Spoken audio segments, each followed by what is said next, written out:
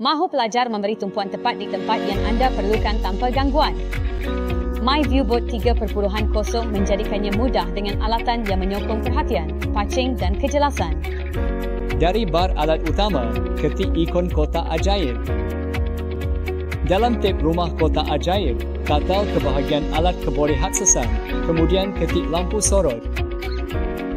Lampu sorot muncul pada kanvas anda. Ketik dan seret untuk meletakkan semula pada kandungan yang ingin anda serlahkan. Untuk mengubah saiz lampu sorot, seret dari mana-mana tepi atau sudut untuk menjadikannya lebih besar atau lebih kecil. Ketik lampu sorot sekali untuk membuka menunya, kemudian ketik ikon bentuk untuk bertukar antara bulatan dan segi empat tepat.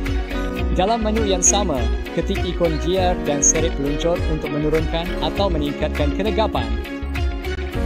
Gunakan lampu sorotan untuk membantu pelajar mengikuti bacaan atau gambar raja, terutamanya mereka yang mendapat manfaat daripada fokus visual.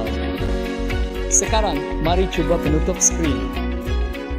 Ketik kotak ajaib, kemudian pergi ke alatan dan tukar ke tab widget. Katal ke bawah dan ketik penutup skrin. Untuk memayungi keseluruhan kanvas, mula-mula ketik keseluruhan ikon skrin dalam bar alat terapung.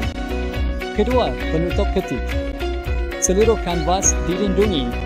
Untuk menyembunyikan penutup, ketik anak panah terapung di bahagian tengah bahagian bawah untuk mengangkatnya semula. Untuk mengasingkan kawasan yang lebih kecil, ketik penutup atau ikon kawasan segi empat tepat. Kemudian klik penutup dan lukis kotak di atas kandungan yang ingin anda sembunyikan.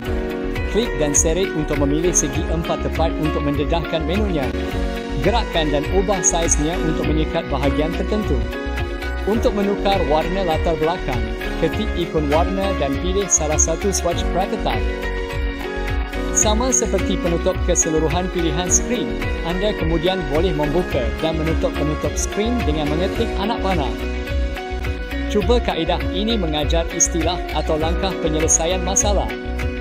Tutup jawapan sehingga pelajar bersedia, kemudian dedahkan bahagian menggunakan anak panah butang buka dalam menu.